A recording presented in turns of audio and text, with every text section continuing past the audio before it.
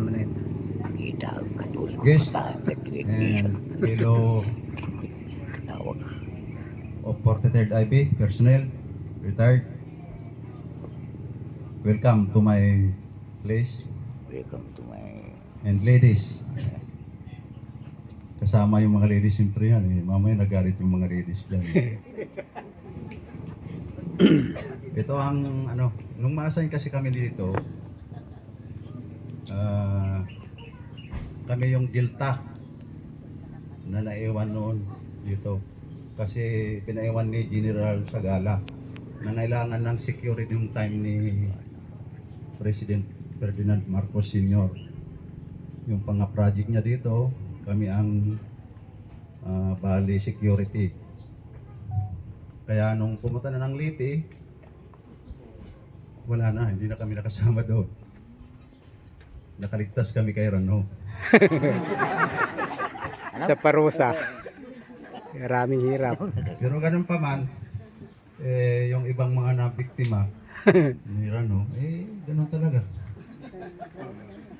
Sabi nga nila, charge to experience. Ngayon, nagpapasalamat ako sa Facebook. Kung wala yung Facebook, hindi tayo ma-unite dito ngayon. Correct. Kasi nung panahon, pag nagsulat ka, Buwan. aabutin ng 15 days bago dumating doon sa sinulatan mo. Pero ngayon, text mo lang, andun na. Kaya through text, group chat, ay naipon tayo ngayon dito. Kaya lahat not 43rd, welcome dito. Salamat.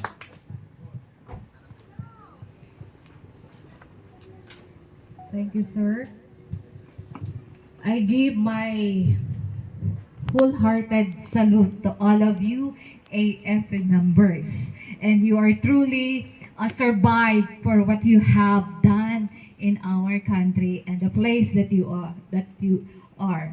So this time, without further ado, I kindly ask Second Lieutenant Nestor Padilla to introduce our keynote speaker.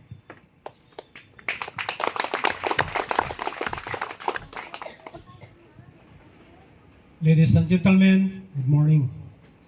It is my pleasure to introduce to you our keynote speaker for today's event. He is a renowned military officer and gentleman who achieved many accomplishments in the field of military service. He entered in the military service in 1971 and served as NCO for 8 years.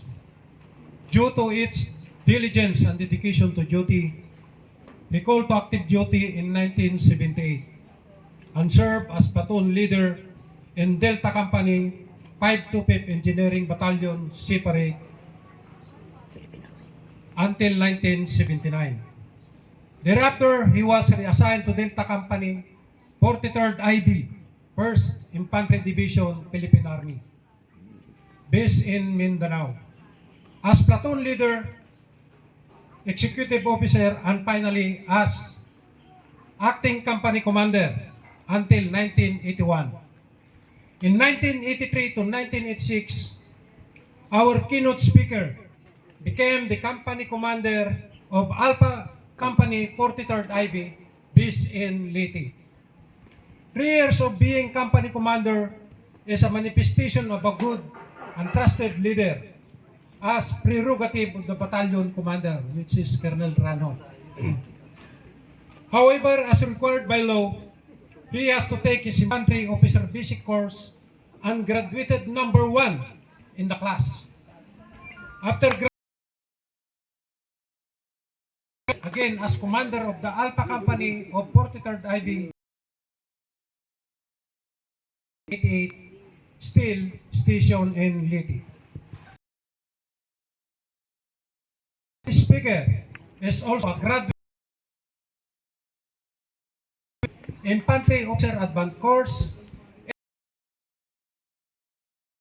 conducted in continental USA. Wow, bonus po ito. And foreign officer tactical intelligence course held in Australian Department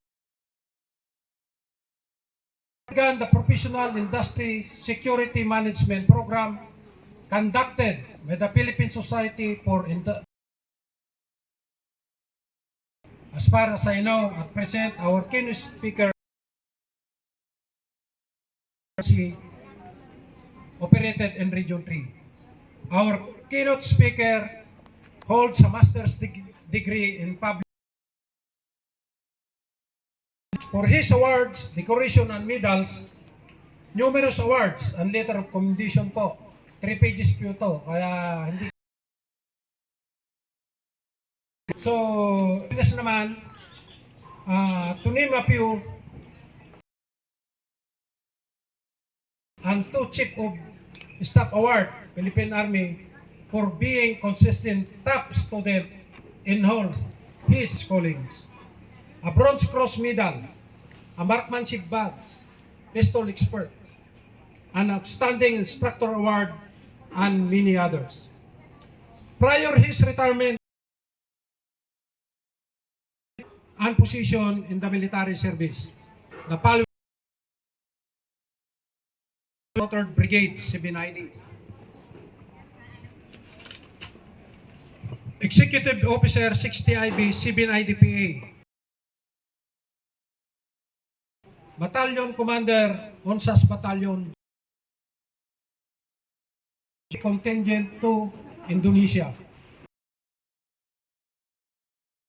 ID, Philippine Army. Commanding Officer, 1st Ready Reserve Battalion, 9. Prior his retirement, was Commanding Officer of RCDG RSCOM, Philippine Army.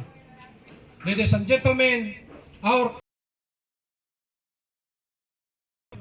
is married to former Miss